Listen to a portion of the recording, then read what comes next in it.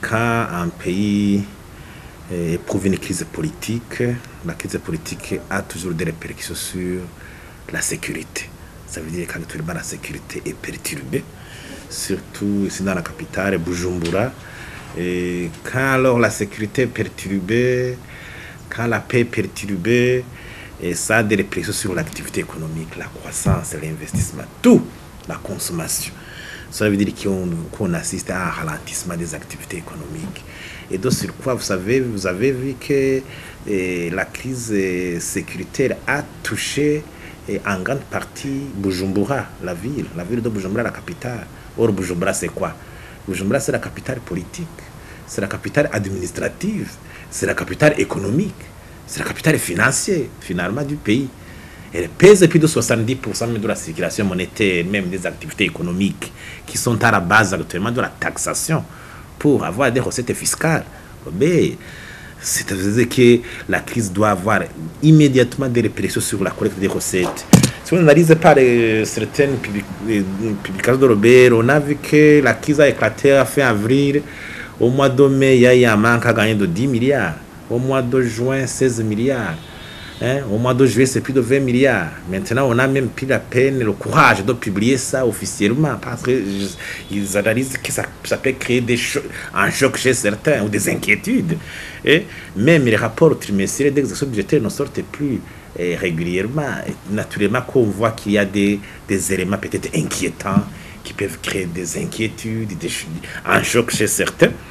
Et parce que je comprends, pour un pays qui collecte à peine 400 milliards de recettes fiscales, alors que les dépenses de fonctionnement sont estimées à 700 milliards, c'est pénible, c'est difficile, même la marge de manœuvre est réduite, et surtout que même les appuis budgétaires ont tari. Ça a des problèmes pour le financement. D'abord, continuer à payer le fonctionnaire régulièrement, faire face aux charges liées aux subventions diverses, notamment la gratuité des soins de santé, la gratuité des frais de scolarité. Vous voyez, c'est un problème. Maintenant, il ne faut même plus parler de l'investissement. Si on analyse le budget de l'État, les données budgétaires, les budgets des ministères économiques d'investissement, dans ces ministères, il est rare de voir le gouvernement dépasser 20% de contribution annuelle budgétaire dans un ministère économique, notamment l'agriculture, les travaux publics, l'environnement, l'énergie et mines. Cela même va avoir des répercussions sur les devises. Les devises, en grande partie, proviennent de ces appuis des bailleurs de fonds. La production du café a chuté vertigineusement. Les ressources en devises, la marge de manœuvre est réduite. C'est les appuis budgétaires, les appuis projets qui venaient et équilibrer notre balance de paiement. Alors, un taux de couverture des importations par les exportations de 20%, des fois même moins. Alors, on va trouver les 80% des devises. C'est un problème. J'ai entendu même hier le gouverneur de la BRB est en train de parler d'une gestion drastique, parcimonieuse des devises pour les affecter à l'importation des biens de première nécessité, notamment le carburant et les médicaments. Et est-ce qu'on va alors arrêter l'investissement? Nous avons besoin de la croissance.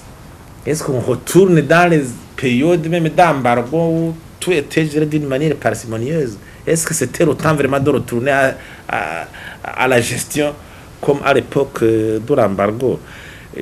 Aussi, les importateurs qui doivent avoir des offices pour importer, ils risquent de perdre la crédibilité vis-à-vis de leurs fournisseurs étrangers. C'est un problème vraiment auquel il faut vraiment une solution rapide. Aussi, les opérateurs économiques qui fournissent à l'État, ils ont des difficultés à être payés alors qu'ils ont contracté des crédits bancaires. Ça va, et le circuit économique risque d'avoir des difficultés.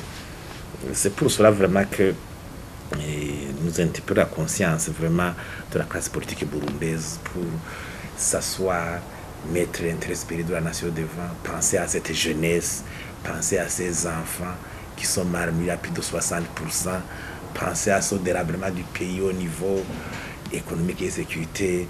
Sinon, la situation risque de s'empirer si les gens n'agissent pas vite.